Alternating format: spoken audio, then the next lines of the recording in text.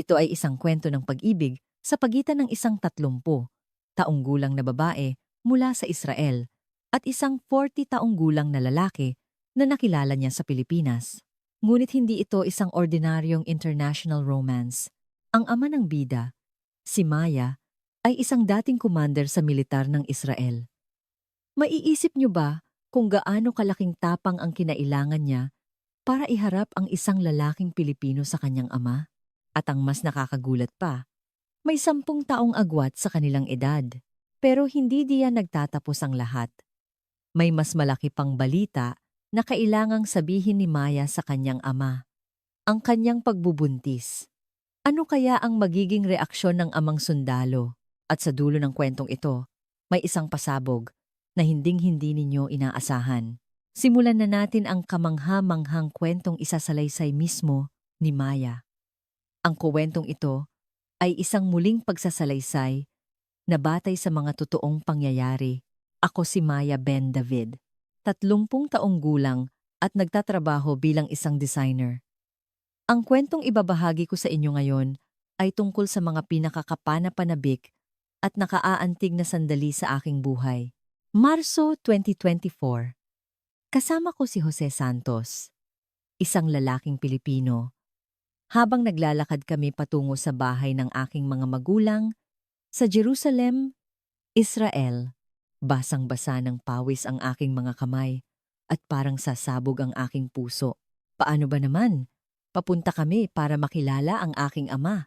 Ang aming bahay ay isang tipikal na tahanang Israeli, matibay na gawa sa bato. Si Jose, na halatang namamangha sa arkitektura ng bahay na ngayon lang niya nakita, ay hindi maitago ang kanyang kaba. Kahit na 10 taon ang tanda niya sa akin at 40 na siya, sa sandaling iyon, para siyang isang batang kinakabahan. Maya, sigurado ka bang okay lang to? Tanong ni Jose sa mahinang boses. Hinawakan ko ng mahigpit ang kanyang kamay. Huwag kang mag-alala. Medyo masungit lang siya sa una, pero mabait yan. Pagbukas namin ng pinto, nagtama ang aming mga mata ng aking ama na nakaupo sa sala. Ang aking ama ay isang retiradong commander ng intelligence at operations sa Israeli military. Matangkad, malapad ang balikat, at palaging tuwid ang tindig. Ganoon pa rin siya sa araw na iyon. Dad, hello po. Siya po si Jose Santos, yung naikwento ko sa inyo. Sinubukan kong maging masaya sa abot ng aking makakaya. Magalang ding bumati si Jose. Magandang araw po. Ako po, si Jose Santos. Sinuri ng aking ama si Jose mula ulo hanggang paa at pagkatapos ay tumango lamang. Wala siyang sinabi. Hindi niyo alam kung gaano katagal ang naramdaman kong katahimikan na iyon. Kahit nang nakaupo na kami sa hapagkainan, mabigat pa rin ang kapaligiran. Masasarap tingnan ang mga pagkaing inihanda ng aking ina, ngunit walang sino man sa amin ang makapagsimulang kumain. Ang matatalim na tingin ng aking ama ay patuloy na nakatuon kay Jose. Anong trabaho mo sa Pilipinas? Sa wakas, nagsalita na ang aking ama. Ang kanyang boses ay matigas pa rin. Manager po ako sa isang IT company. Namamahala po ako sa isang software development team. Nagsilbi ka ba sa militar? Alam kong itatanong niya ito. Palaging mahalaga sa aking ama ang serbisyo sa militar sa pagkilatis ng isang tao. Opo, nagsilbi po ako sa Philippine Air Force sa loob ng 4 na taon. Isa po akong aircraft maintenance officer. Sa sandaling iyon, naramdaman kong bahagyang nagbago ang ekspresyon ng aking ama, ngunit hindi pa rin ito palakaibigan. Sa tingin ko, iniisip niya, kaya ba talagang panagutan ng lalaking ito ang anak ko? Sa kabila ng tensyon, nanatiling kalmado si Jose. Magalang siyang sumasagot at tapat na tinutugunan ang bawat tanong ng aking ama. Habang pinagmamasdan ko siya, lalo akong nakumbinsi na tama ang desisyon kong piliin siya. Para maintindihan ninyo ang relasyon namin ng aking ama, kailangan kong ikwento ang aking kabataan. Napaka-istrikto ng aking ama. Dahil isa siyang sundalo, gusto niyang lahat ng bagay sa bahay ay parang nasa kampo militar. Noong bata ako, takot ako sa kanya. Palagi siyang abala. At kahit nasa bahay, nagbabasa lang siya ng dyaryo o nanonood ng balita kaya bihira kaming magkausap. Sa kabilang banda, ang aking ina ay napakabait at maalaga.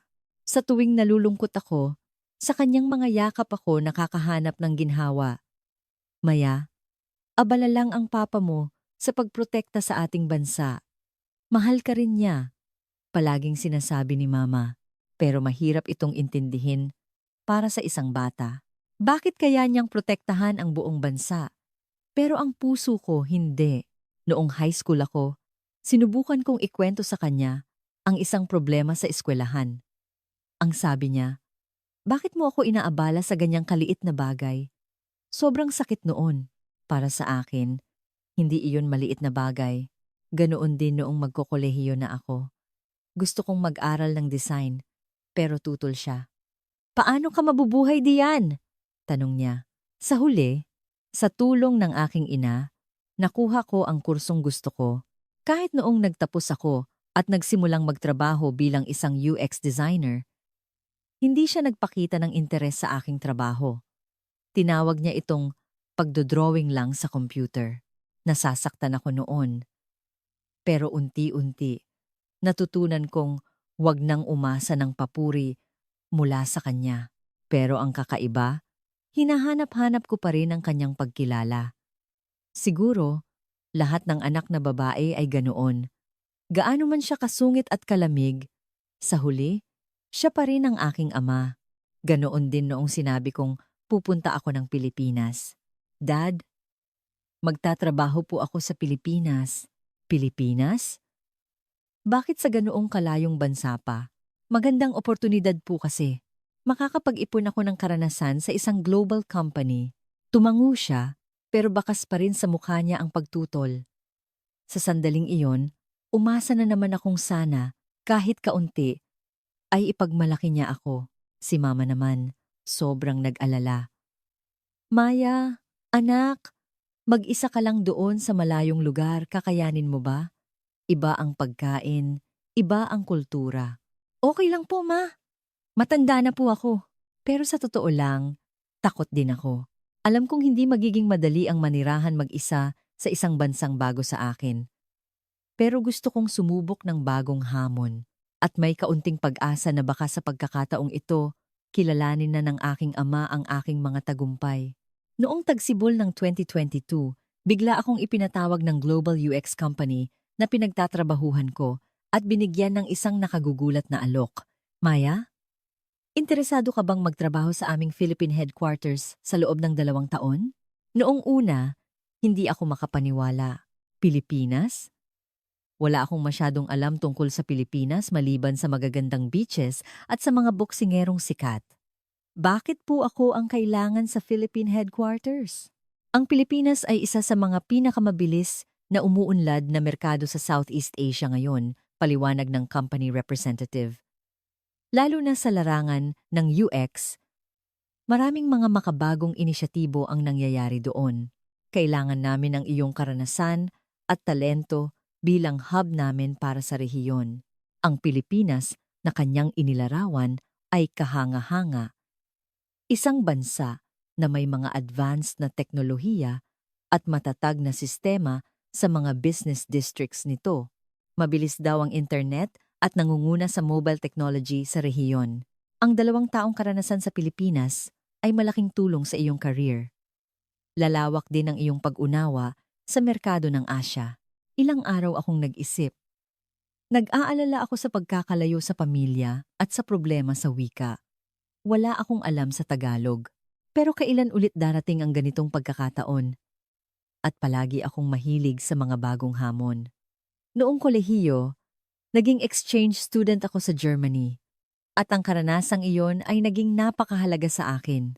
Nang sabihin ko kay mama, tulad ng inaasahan, nag-alala siya. Maya, pero sobrang layo niyan. Paano kung may mangyari sa'yo? Ma, sa panahon ngayon, hindi na po mahalaga ang distansya. Ilang oras lang po sa eroplano. Ang aking ama, sa hindi inaasahan, ay hindi tumutol. Sa halip, nagpakita siya ng interes. Pilipinas. Kamo? Narinig kong maganda ang kanilang tech industry. Opo. Sinasabi pong isa sila sa mga tech hubs ng Southeast Asia at mayroon din silang disenteng military technology. Maaaring maging magandang karanasan yan. Hindi ko inaasahan na magiging ganoon kapositibo ang reaksyon ng aking ama. Siguro ay may maganda siyang pagtingin sa potensyal ng teknolohiya at sistema ng Pilipinas. Hunyo 2022, sumakay na ako sa eroplanong papuntang Pilipinas.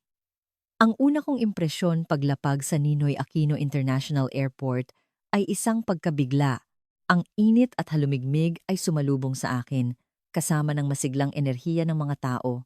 Pagdating ko sa Bonifacio Global City, BGC, sa Taguig, kung saan naroon ang aking dormitoryo, at unang paglabas sa kalye, para akong napunta sa ibang mundo. Matataas na gusali, mga kumukutitap na ilaw, at napakaraming tao, ang lahat ay mabilis kumilos. Isang syudad ng mga magkakaibang bagay, naisip ko. Sa loob ng BGC, ang lahat ay napaka-organisado at moderno. Malinis. May mga mesluli o fanayim at mga taong naglalakad ng maayos. Pero sa labas lang nito, makikita mo ang masigla at medyo magulong enerhiya ng Metro Manila. Ngunit paglipas ng ilang araw, naramdaman ko na sa kabila ng lahat napakabait ng mga tao kapag naliligaw ako. Sa mga convenience store, palaging magalang ang mga staff. Noong unang weekend ko, habang nag-iisa, naisip ko, mukhang makakakuha ako ng magandang karanasan dito sa loob ng 2 taon. Noon, hindi ko pa inaasahan na dito ko pala matatagpuan ang pag-ibig. Sa unang araw ko sa trabaho, sobra akong kinabahan. Bagong kumpanya, bagong kasamahan, at unang karanasan sa trabaho sa ibang kultura. Pagpasok ko sa opisina sa Pilipinas, nagulat ako. Ibang-iba ang bunigi kumpara sa kumpanya sa Israel. Ang lahat ay napakalinis at organisado. Hi, Maya, ako si Ana Reyes. Welcome to the team. Bumati ang isang team member na naatasang mag-assist sa akin. Napakagalang at palakaibigan ng kanyang pagbati. Hi, Anna. Nice to meet you. Magandang umaga. Sinubukan kong bumati sa Tagalog. Nag-aral ako ng ilang basic phrases mula sa kumpanya. Pati sa unang meeting, nagulat ako. Sa Israel, malaya kaming nagpapahayag ng opinyon. Minsan ay nagtataas pa ng boses. Pero sa Pilipinas, napaka-organisado. Bawat isa ay sumusunod sa turn at pinakikinggan ng mabuti ang opinyon ng iba. Maya, paano ba ang mga meeting sa Israel? Tanong ng isang katrabaho. Medyo mas malaya. Sinasabi namin kung ano ang nasa isip namin at minsan nagiging mainitan ang debate. Ganoon ba? Dito, medyo iba. Karaniwang nauunang magsalita ang mga nakatataas. Tapos susunod na kami ayon sa ranggo. Noong una, naramdaman kong nakakabagot ang ganitong hierarchy. Pero paglipas ng ilang araw, naintindihan ko, hindi ito tungkol sa pagiging authoritarian, kundi isang paraan ng pagpapakita ng respeto sa isa't isa. Espesyal din ang oras ng tanghalian. Ang mga katrabaho ko ay talagang nagsikap na ipakilala sa akin ang pagkaing Pilipino. Maya, try mo itong sinigang. Medyo maasim sa una pero masarap. Try mo rin ang adobo. Paborito ito ng mga dayuhan. Ang lahat ay puno ng pag-aalaga. Sinisikap nilang tulungan akong mag-adjust. Ngunit sa lahat ng iyon, may isang taong napansin ko. Si Mr. Jose Santos, ang aming department head. Mula pa noong una kaming nagkakilala, naramdaman kong mayroon siyang kakaiba. Hello, Miss Maya. I'm Jose Santos, the head of the development team. Ang kanyang boses ay kalmado at nagbibigay ng kapanatagan. Narinig kong 40 na siya, pero mukha siyang mas bata. Mukhang katangian ito ng maraming lalaking Pilipino. Mukhang bata para sa kanilang edad. Hello, sir. Nice to meet you po. I'll be working closely with you on your projects. If you have any questions, please don't hesitate to ask. Nakatanggap ako ng impresyon na siya ay isang napakamaalaga at mapagbigay na tao. At higit sa lahat, nagpapasalamat ako na kinakausap niya ako ng formal at magalang, gamit ang po at opo. Paglipas ng unang linggo, nagsimula akong mahumaling sa kultura ng trabaho sa Pilipinas. Ang pagiging nasa oras, ang malinis na pagsusulat ng email, at ang kapaligiran ng paggalang sa isa't isa. Ibang-iba sa Israel, ngunit mayroon itong sariling mga kagandahan. Mga isang buwan na ang nakalipas nang bigyan ako ni Sir Jose ng isang espesyal na alok. Miss Maya, kung may oras ka ngayong weekend, gusto mo bang mamasyal sa mga karatig lugar ng Maynila para mas makilala mo ang kulturang Pilipino? Noong una, inisip kong ito ay isang simpleng pag-aalaga lang sa isang katrabaho, isang corporate gesture para sa isang dayuhang empleyado. Naku sir, sigurado po kayo? Weekend po. Baka makaabala ako. Hindi, okay lang. It feels like a mini vacation for me too. At doon nagsimula ang aming unang weekend getaway. Dinala ako ni Sir Jose sa Intramuros. Wow! Ang ganda! Namangha ako sa kadakilaan ng mga lumang pader at gusali. Maraming makasaysayang lugar sa Israel, pero iba ang alindog ng lumang Maynila. Ito ang sentro ng Maynila noong panahon ng mga Espanyol. Mahigit 40 taon na ang mga estrukturang ito, paliwanag ni Sir Jose. Napakarami niyang alam tungkol sa kasaysayan ng Pilipinas. Mahilig po yata kayo sa kasaysayan, sir? Oo. Bata pa lang ako. Interesado na ako. Lalo na sa ating tradisyonal na kultura. Maghapon kaming naglibot sa Intramuros at marami kaming napag-usapan. Hindi ko ito napansin sa trabaho, pero napakatalino niya pala. Nagpatuloy ang aming pag-uusap habang nanananghalian. Maya, anong paborito mong pagkain sa Israel? Oh, hummus at falafel. Ang hummus ay gawa sa chickpeas, di ba? Sa Pilipinas, marami rin kaming pagkaing gawa sa beans tulad ng munggo. Naging masaya ang pag-uusap namin tungkol sa aming magkaibang kultura. Sa sumunod na linggo, muli akong inanyayahan ni Sir Jose. Ngayong weekend, baka gusto mong pumunta sa National Museum? Marami kang matututunan doon. At tumpo, pangalawang pagkikita na namin ito. At sa pagkakataong ito, medyo iba na ang pakiramdam. Nagsimula siyang magtanong ng mas personal na mga bagay. Bata pa lang ako, mahilig na akong mag-drawing. Pero mas gusto kong gumawa ng disenyo na nakakatulong sa mga tao, hindi lang basta sining. Magandang motibasyon yan. Pareho tayo. Naging developer din ako dahil gusto kong gumawa ng mga programang kapakipakinabang sa tao. Sa araw na iyon, habang nagkakape sa isang cafe, mas marami pa akong nalaman tungkol kay Sir Jose. Siya ay isang taong napakasipag at responsable. Sir, ano po ulit ang ginawa ninyo sa military? Sa Air Force? Maintenance officer ako. Nag-aasikaso ng mga fighter jet. Mukhang mahirap po. Mahirap pero magandang karanasan. Natutunan ko ang halaga ng teamwork at responsibilidad. Sa sandaling iyon, naintindihan ko kung saan nanggagaling ang kanyang pagiging maalaga at responsable. Ang mga disiplinang natutunan niya sa militar ay natural na lumalabas sa kanyang pang-araw-araw na buhay. Pauwi na kami nang magsalita si Sir Jose. Maya, kung may oras ka sa susunod na linggo, gusto mo bang lumabas ulit? Baka gusto mong subukan ang view sa Tagaytay? Noon, nalaman ko na. Hindi na ito isang simpleng pagkikita lang ng magkatrabaho. Mga 3 buwan na ang nakalipas nang may espesyal na namuong damdamin sa pagitan namin ni Jose. Ngunit, unti-unti ring lumitaw ang mga praktikal na problema. Ang pinakamalaki ay ang aming agwat sa edad. Ang 10 taong agwat ay mas malaking pader kaysa sa inaakala ko. Maya, parang close na kayo ni Sir Jose, ah? Maingat na tanong ng katrabaho kong si Ana. Oo, tinutulungan niya ako palagi. Pero di ba 10 taon ang tanda niya sa'yo? Nang marinig ko iyon, napaharap ako sa katotohanan. Sa Pilipinas, malaking bagay pala ang agwat sa edad. Naging hadlang din ang tingin ng mga tao sa opisina.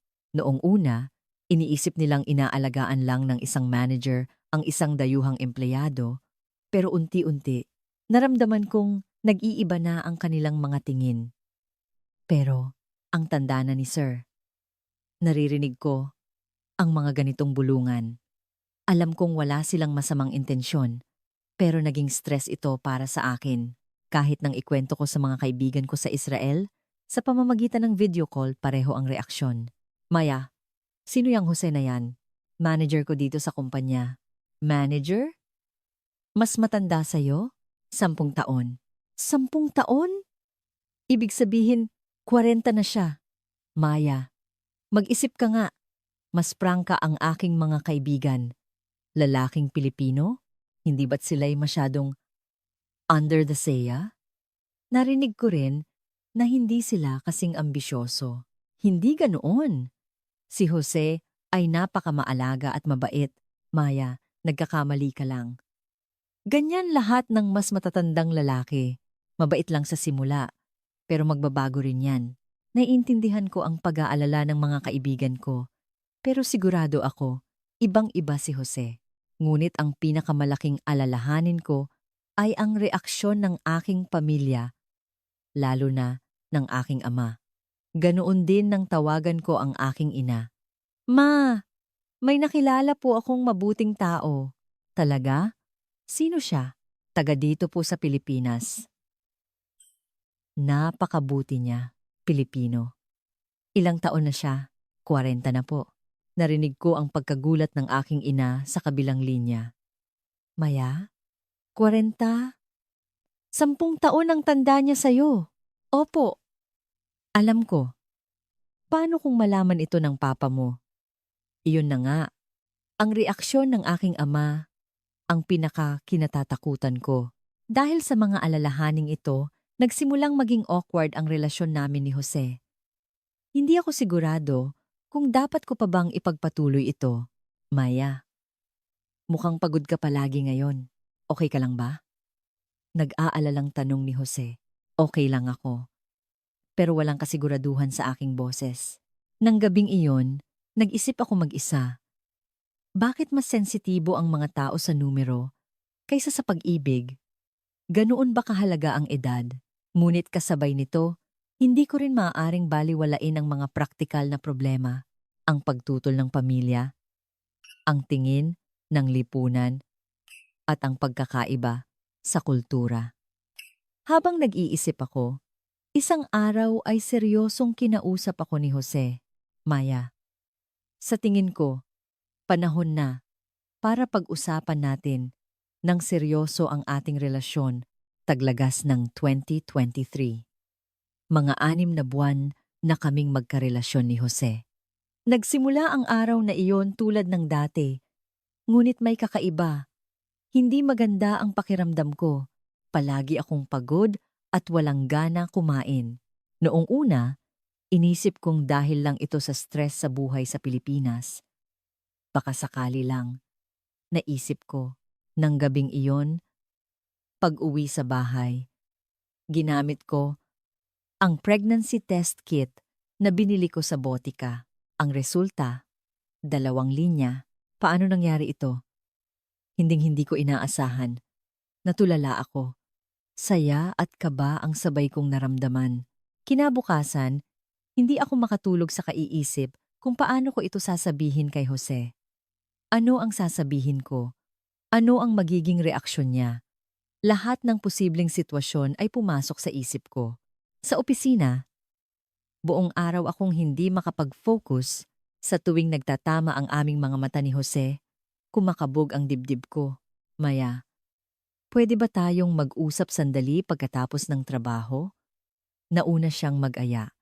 Para bang nabasa niya ang aking isip. Umupo kami sa isang tahimik na coffee shop malapit sa opisina. Di tulad ng dati, pareho kaming tahimik. Jose, may sasabihin sana ako. Lakas loob kong sinabi. Ano yon? Mukhang seryoso ka. Tingin ko, buntis ako. Sa sandaling sinabi ko iyon, parang tumahimik ang buong coffee shop. Si Jose ay hindi nakapagsalita agad. Sigurado ka? Oo, sigurado ako. Huminga ng malalim si Jose. At matagal siyang hindi nagsalita.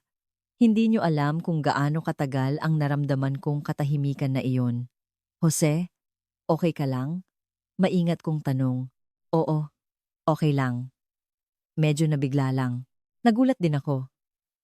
Hindi ko ito inaasahan. Muling nagkaroon ng katahimikan. Sa mga sandaling iyon, napakaraming bagay ang pumasok sa isip ko.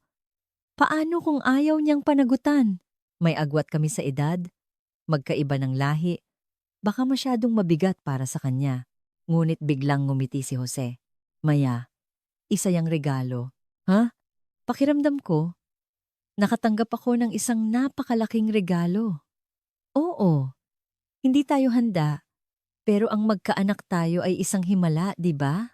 Sa sandaling iyon, nakahinga ako ng maluwag. Ang reaksyon ni Jose ay kabaligtaran ng aking mga kinatatakutan. Pero marami tayong problema.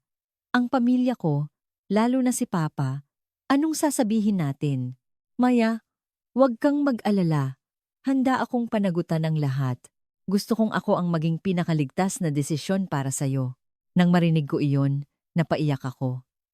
Talagang humanga ako sa pagiging mature at responsable ni Jose. Sigurado ka ba? Ang agwat ng edad natin, ang pagkakaiba ng lahi, hindi mahalaga yan.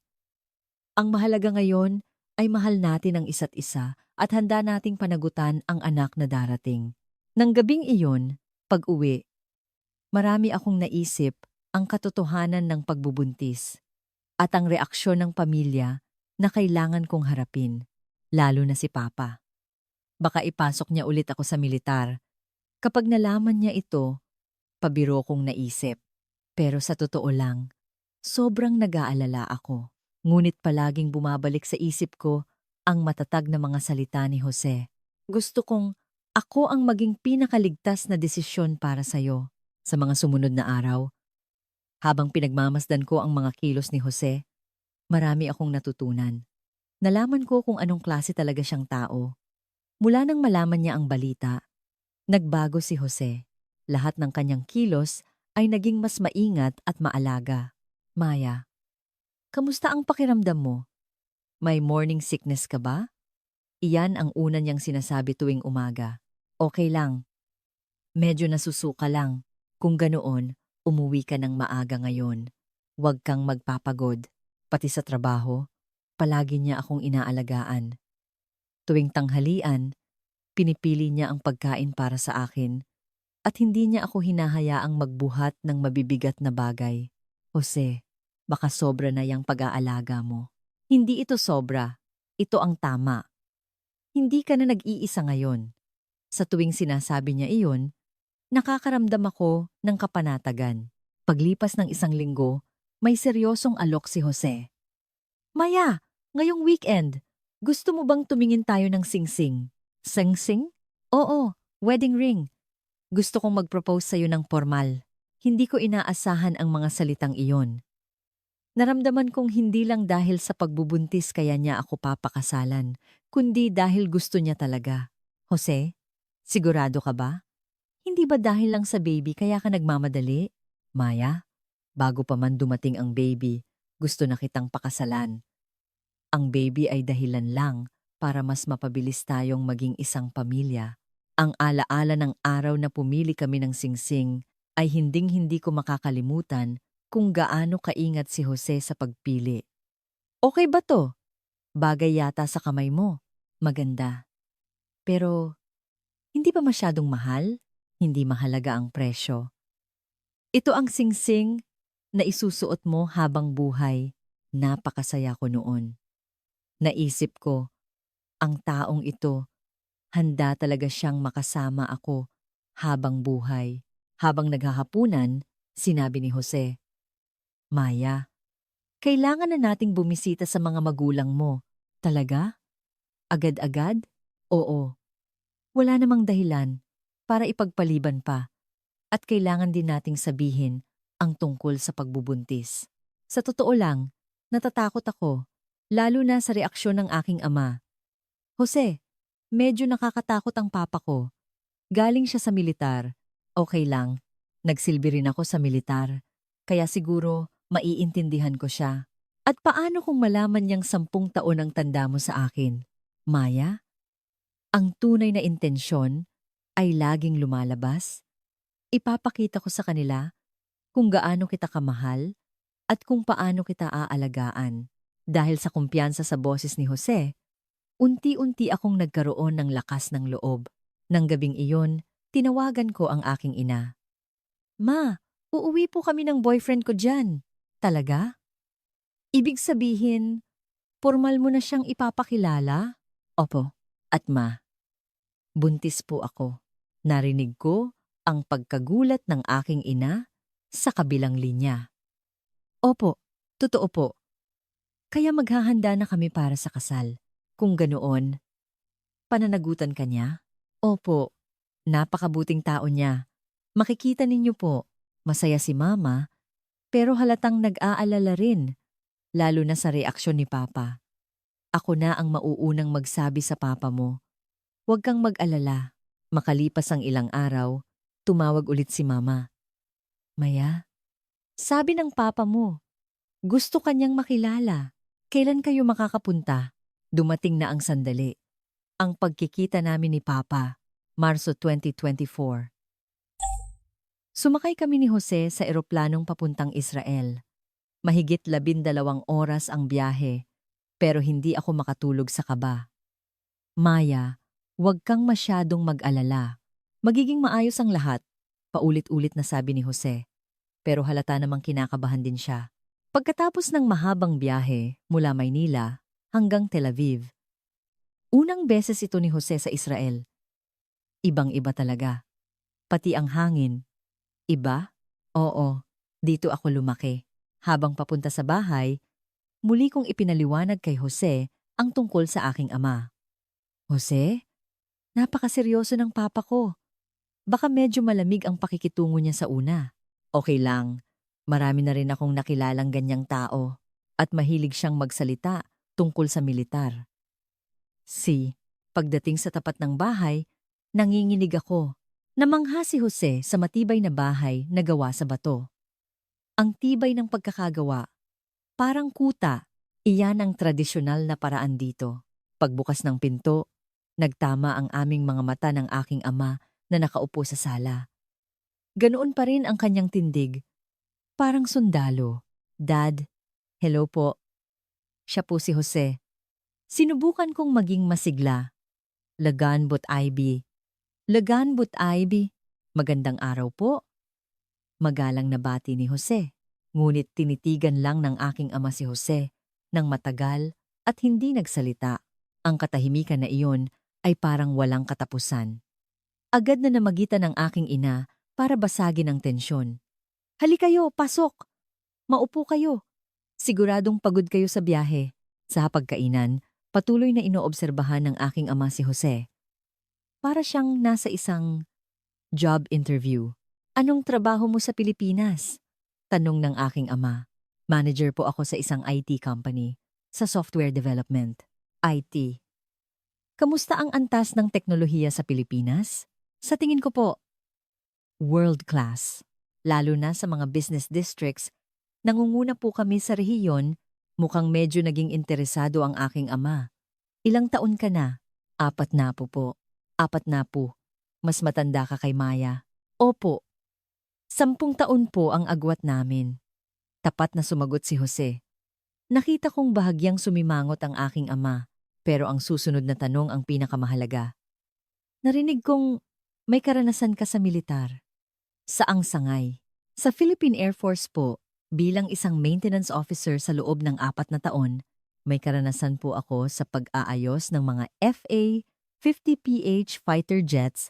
Sa sandaling iyon, biglang nagbago ang postura ng aking ama. Inayos niya ang kanyang pagkakaupo at tiningnan si Jose ng may interes. 50? Yan ba yung gawa sa disenyo ng T? 50 Golden Eagle ng Korea? Opo. Tama po. Ito ang bersyon na ginagamit ng Pilipinas. Interesting. Kung ganoon, pamilyar ka sa basic structure ng jet na yan. Biglang nagbago ang takbo ng usapan.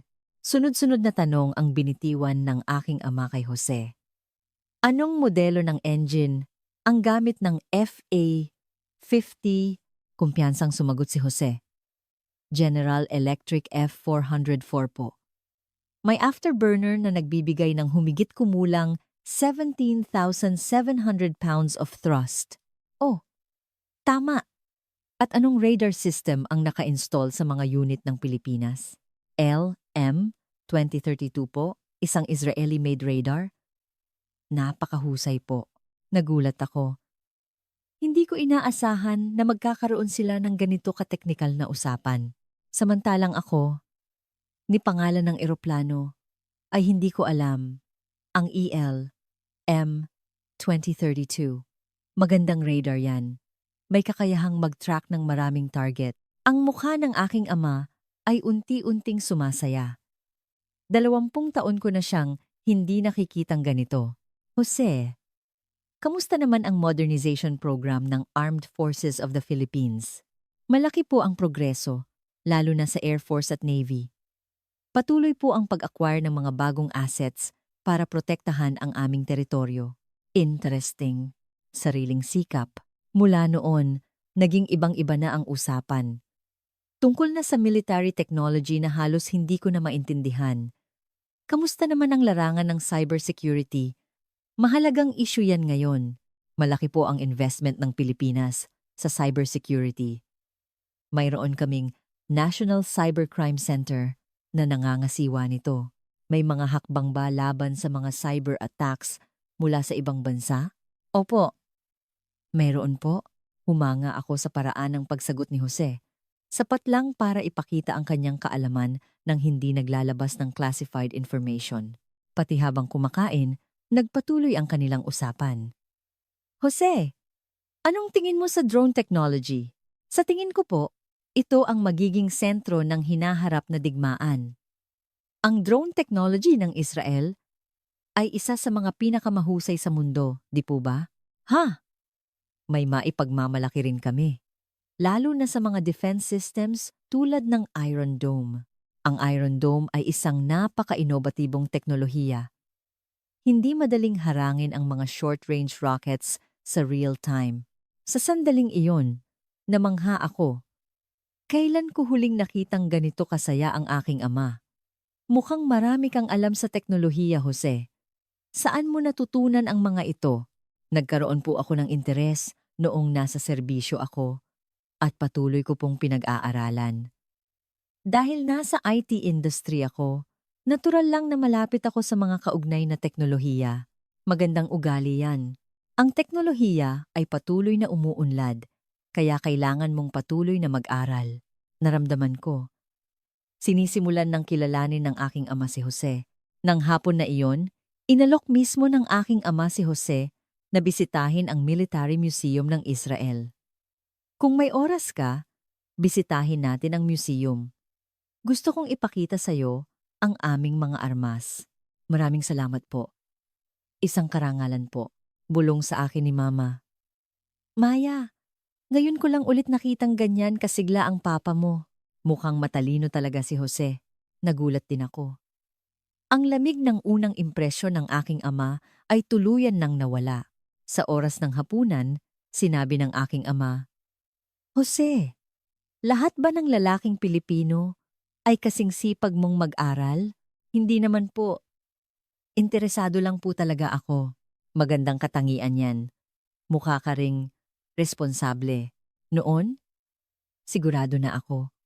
Gusto na ng aking ama, si Jose, pagkatapos ng hapunan, nagtipon kaming lahat sa sala. Dumating na ang oras para sa pinakamahalagang usapan. Nanginginig ako. Dad, Mom, may sasabihin po kami. Lakas loob kong sinabi. Mukhang mahalaga yan. Maingat na tanong ng aking ina. Opo, napakahalaga po. Tiningnan ko si Jose. Tumango siya bilang pagpapalakas ng loob. Naghahanda na po kami para sa aming kasal. Iyon ang unang bomba. Nagkatinginan ang aking ama at ina. Kasal? Opo. At mas mahirap sabihin ang pangalawang balita. At mayroon pa po. Ano pa anak? Mabilis na tanong ng aking ina. Si Jose na ang nagsalita. Magkakaanak na po kami. Tumahimik ang lahat. Tanging tunog lang ng orasan ang maririnig. Si Mama ang unang nagsalita. Totoo ba? Maya? Opo. Ma, naluha ang aking ina at hinawakan ang aking kamay. Ang Maya ko, magiging ina na. Pero si Papa, wala pa ring sinasabi. Mahirap basahin ang kanyang ekspresyon. Lumapit si Jose at magalang na umupo sa harap ng aking ama. Sir, mahal na mahal ko po si Maya at pananagutan ko po ang aming anak at handa ko siyang paligayahin habang buhay. Kaya gusto ninyong magpakasal. Sa wakas ay nagsalita ang aking ama. Opo, nandito po ako para formal na hingin ang basbas ninyo para pakasalan si Maya. Matagal na nag-isip ang aking ama. Ang mga sandaling iyon ay parang walang katapusan. Jose, 10 taon kang mas matanda kay Maya. Sigurado ka bang kaya mo siyang panagutan? Opo, sir. Dahil mas matanda ako, mas mature, at mas matatag kong maitataguyod ang aming pamilya. At ang pagkakaiba sa kultura ng Pilipinas at Israel, hindi ba't malaki? Opo, malaki po. Pero naniniwala akong malalampasan namin ito dahil sa pagmamahal at sa pamamagitan ni Maya, gusto kong matutunan at igalang ang kultura ng Israel. Yumuko ang aking ama at huminga ng malalim. Maya, Po, Dad? Kung saan ka masaya? Doon ako. Hindi ko inaasahan ang reaksyon na iyon. Hindi ko akalain na ganito kadali siyang papayag. Talaga po, Dad? Mula sa pag-uusap namin ni Jose, mukha siyang mapagkakatiwalaang tao. At higit sa lahat, kitang-kita ko na mahal ka niya, umiiyak na ang aking ina. Magkakaroon na tayo ng apo. Opo, Ma. Nakahinga rin ng maluwag si Jose. Maraming salamat po, Sir, Ma'am. Pangako po, papaligayahin ko si Maya. Tumayo ang aking ama at nakipagkamay kay Jose. Ingatan mo ang anak ko, iho. Sa sandaling iyon, sobrang naantig ako. Ang masungit kong ama, tinawag siyang iho, sabi ni Mama. Kailangan na nating maghanda para sa kasal.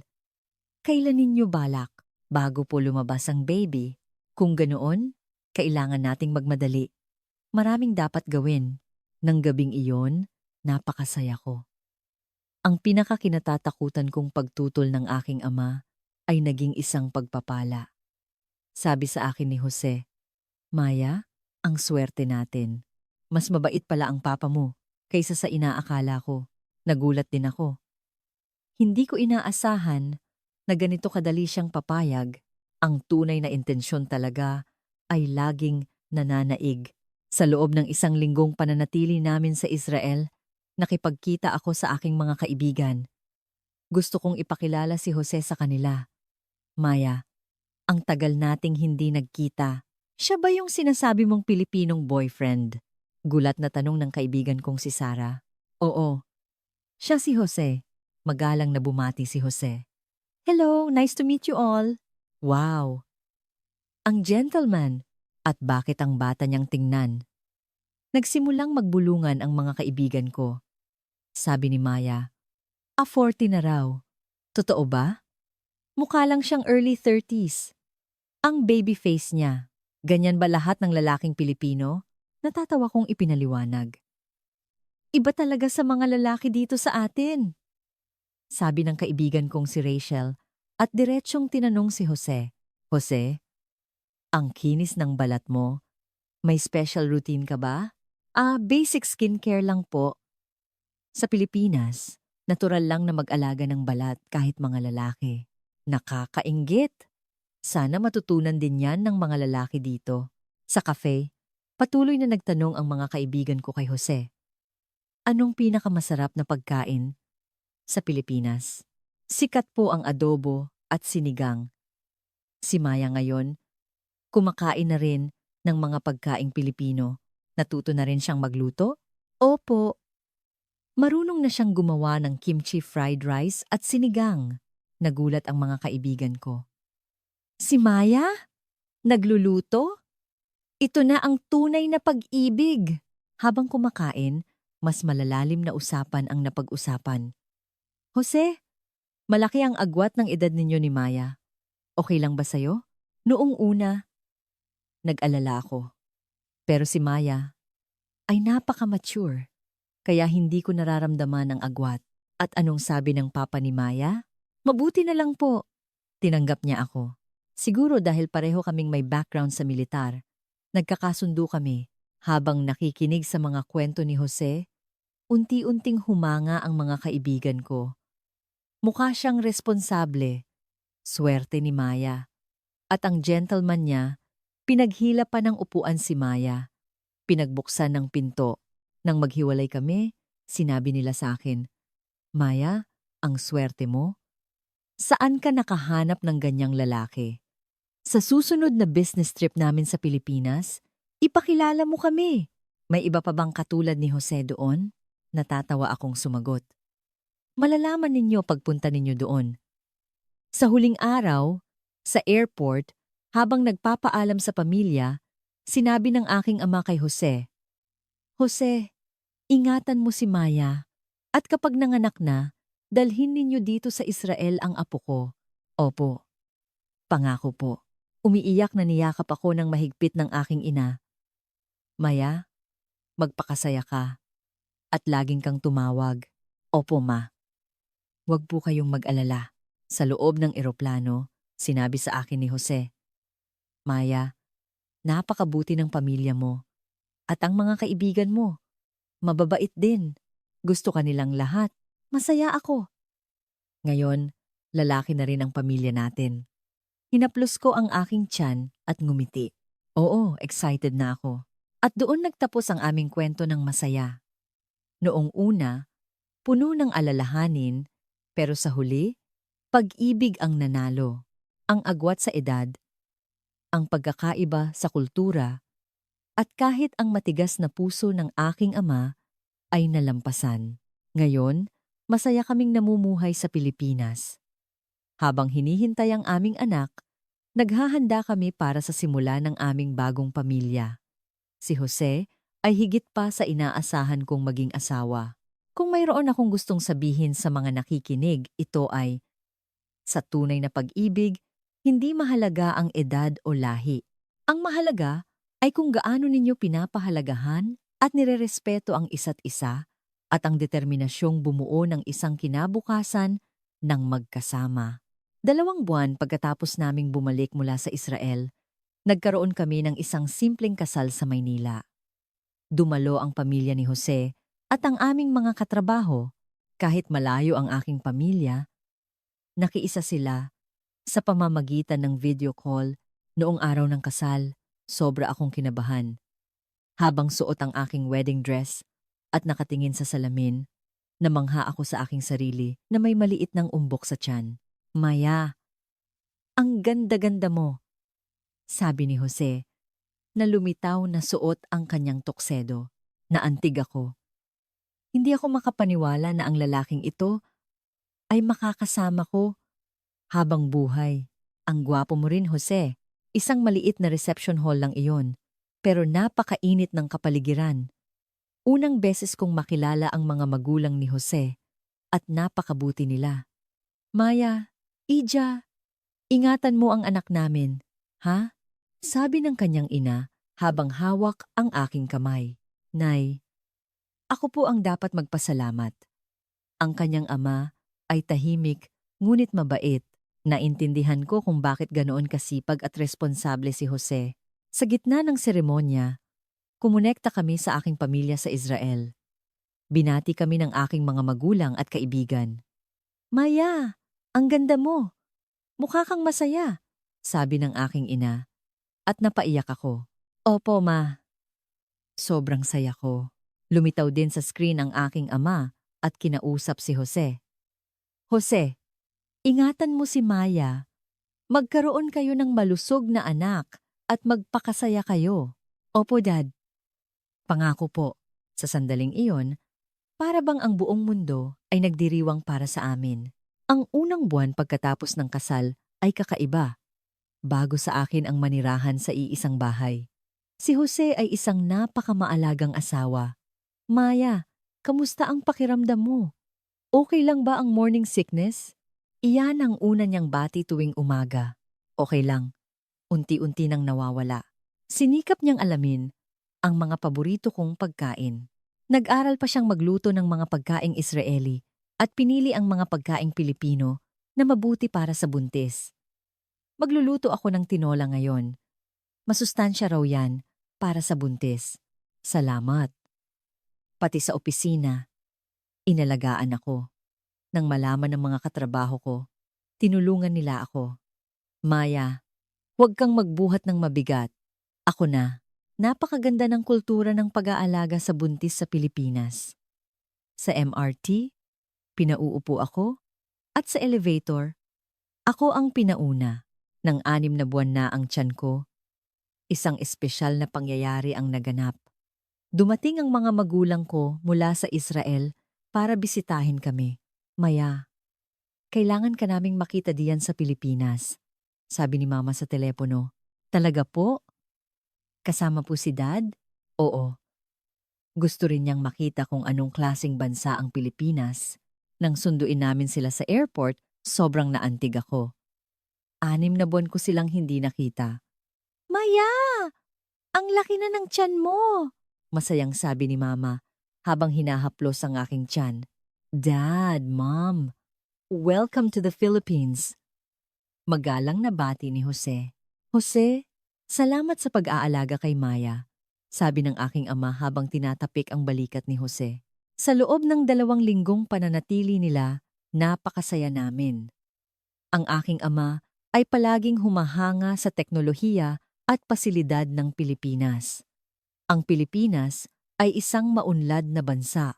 Ang ganda ng sistema ng transportasyon, mabilis ang internet, at napakabait ng mga tao.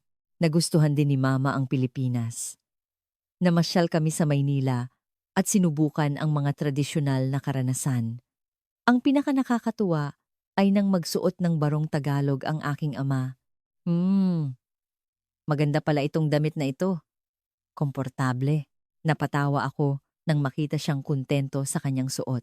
Nagkita rin sila ng mga magulang ni Jose. Kahit magkaiba ang wika, sa tulong ng translation apps at sign language, naging magkaibigan sila agad. Ang sarap ng pagkaing Pilipino, sabi ni Mama habang kumakain ng sinigang. Gusto rin naming ipatikim sa inyo ang pagkain ng Israel. Kaya nagluto kami ng hummus at falafel sa bahay. Nagustuhan din ito ng mga magulang ni Jose. Masarap din ito. Gawa ba sa beans? Opo. Tradisyonal na pagkain po sa Israel. Habang pinagmamasdan ko ang 2 pamilya na nagkakaintindihan at nagrerespetuhan, napakasaya ko. Bago umuwi ang aking mga magulang, sinabi sa akin ng aking ama, Maya, napakabuting tao ni Jose. Kitang-kita ko na mahal ka niya. Salamat po, Dad. At ang Pilipinas, magandang bansa pala. Ligtas at moderno. Ipinagmamalaki mo ito. Kaya masaya ako. Wala na akong alalahanin. Alam kong aalagaan ka ni Jose. Ilang sandali matapos umalis ang aking mga magulang, isinilang ang aming anak, isang malusog na lalaki. Maya, ang galing mo. Ang gwapo ng anak natin, sabi ni Jose, habang karga ang sanggol. Ang sarap sa pakiramdam. Anak natin siya. Pinangalanan namin siyang David, isang pangalang Israeli, na karaniwan din sa kanluran. David, si Papa to. Napakasaya ko habang pinagmamasdan si Jose na kinakausap ang aming anak. Nang ipakita namin ang aming apo sa aking mga magulang sa pamamagitan ng video call, tuwang-tuwa sila. Ang apo namin! Ang gwapo! Umiiyak na sabi ni Mama. Mukhang magiging kasing tikas ng ama niya. Haha, Sana magmana sa lolo, masayang sabi ng aking ama. Nang mag-isang taon si David, naglakbay kami sa Israel. Gusto naming makita siya ng kanyang mga lolo at lola ng personal. Ang apo ko, ang laki at ang lusog. Magiging matalino yan, mana sa lolo, sabi ni Jose, at lalong natuwa ang aking ama. Noon, may espesyal na sinabi ang aking ama kay Jose. Jose, sa tingin ko, magiging mahusay kang ama at isa ka ng mahusay na asawa. Salamat po, sir. Noong una, nag-alala ako sa agwat ng edad ninyo. Pero ngayon, nakikita kong ito pa pala ang inyong kalamangan. Dahil mas mature ka at responsable. Napuno ng pagmamalaki ang aking puso. Ngayon, 3 taong gulang na si David. Natututo siya ng 3 wika. Tagalog, Hebrew, at English. Papa, Aba, Daddy. Ang cute tingnan kapag tinatawag niya si Jose sa 3 wika. Si Jose ay naging isang napakahusay na ama. Mahusay siyang makipaglaro at interesado sa edukasyon ng anak namin. David, say hello to Lolo and Lola. Tuwing video call, bumabati si David sa kanyang mga lolo't lola sa Israel. Shalom, Lolo! Shalom, Apo! Naaantig ako kapag nakikita kong nag-uusap sila ng aking ama sa Hebrew. Ngayong taon, plano naming maglakbay sa Israel kasama ang mga magulang ni Jose. Ini-imagine ko pa lang na ang 2 lolo at lola ay magkasamang nag-aalaga sa kanilang apo. Sobrang excited na ako. Maya, nakabuo tayo ng isang napakasayang pamilya, sabi ni Jose isang gabi pagkatapos patulugin si David. Oo nga. Noong una, ang dami kong alalahanin, pero salamat sa iyo dahil pinalakas mo ang loob ko. Kung sumuko tayo, wala sana ang kaligayahang ito. Ako rin, napakaswerte ko na nakilala kita. Ngayon, ganap na akong naka-adjust sa buhay sa Pilipinas. Mahusay na akong magtagalog at magluto ng pagkaing Pilipino. At higit sa lahat, araw-araw kong nararamdaman ang kabaitan ng mga Pilipino. Ang aming mga kapitbahay ay mahal na mahal si David. Kapag may sakit siya, nag-aalala sila. David's mom, may lagnat daw ang anak mo? Subukan mo itong gamot na ito, naging epektibo sa anak ko. Minsan, tinatanong ako ng mga kaibigan ko, Maya, kamusta ang buhay sa Pilipinas? Hindi ba mahirap? Hindi. Mas masaya pa nga, ang 10 taong agwat. Okay lang, walang problema. Ito pa nga ang bentahe. Mas mature at matatag si Jose. Totoo iyon. Hindi naging issue ang aming edad. Sa halip, ang karanasan at karunungan ni Jose ay malaking tulong sa akin. Kamakailan, nagkaroon kami ng pangalawang anak. Isang babae. Pinangalanan namin siyang Sarah. Isa ring pangalan na pamilyar sa Israel at sa kanluran. David, magkakaroon ka na ng kapatid na babae. Tuwang-tuwa si David. Nang ibalita namin sa aking ama ang tungkol sa pangalawang pagbubuntis, masaya rin siya. Ngayon, apo namang babae. Napakaganda niyan. Opo, Dad. Aalagaan ko sila. Jose, doble na. Ang trabaho mo. Masayang pagod po, sir. Sagot ni Jose at napangiti ang aking ama. Kung iisipin ko, ito ang pinakamalaking pakikipagsapalaran sa aking buhay. Ang pagpunta sa Pilipinas, ang pag-ibig kay Jose, at ang pagpapakilala sa kanya sa aking pamilya. Ngunit ang pakikipagsapalarang iyon ang nagbigay sa akin ng ganitong kaligayahan. Ngayon, nagbibigay din ako ng payo sa mga international couples. Ang pinakamahalaga ay ang paggalang sa isa't isa. Hindi mahalaga kung magkaiba ang kultura o edad. Kung tunay na nagmamahalan at nagsisikap na intindihin ang isa't isa, malalampasan ang lahat at huwag katakutan ang pagtutol ng pamilya. Ang tunay na intensyon ay laging lalabas sa huli. Totoo iyon. Ang pagtutol ng aking ama na dati kong kinatatakutan ay naging isang pagpapala. Ngayon, gustong-gusto na niya si Jose. Sa tuwing nag-uusap sila, Tungkol sa military technology ang kanilang paksa at humahanga siya sa pagunlad ng Pilipinas. Ang Pilipinas ay isang kahanga-hangang bansa. Ang bilis ng kanilang pag-unlad. At dahil may mga taong tulad ni Jose, mas lalo akong naniniwala sa kanila. Sa tuwing sinasabi niya iyon, napupuno ako ng pagmamalaki. Ang mga bagay na hindi ko maisip ilang taon na ang nakalipas ay naging normal na ngayon. Dalawang kultura ang nagsama para bumuo ng isang mas magandang pamilya. Si David ay lumalaking kasing talino ng kanyang lolo at kasing responsable ng kanyang ama. At ang aming anak na si Sarah ay siguradong lalaking maganda at malusog. Sa mga nakikinig sa kwentong ito, may huli akong gustong sabihin. Ang pag-ibig ay walang kinikilalang hangganan o edad. At kung ito'y tunay, kayang lampasan ang lahat ng pagsubok.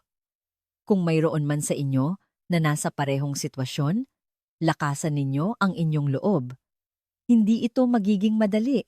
Marami rin akong pinagdaan ng takot at alinlangan. Ngunit pagkatapos malampasan ang lahat, isang napakagandang bunga ang naghihintay. Natagpuan ko ang tunay na pag-ibig sa Pilipinas at nakabuo ng isang magandang pamilya. At hanggang ngayon, araw-araw akong masaya. Sana, balang araw, matagpuan ninyo rin ang ganitong kaligayahan.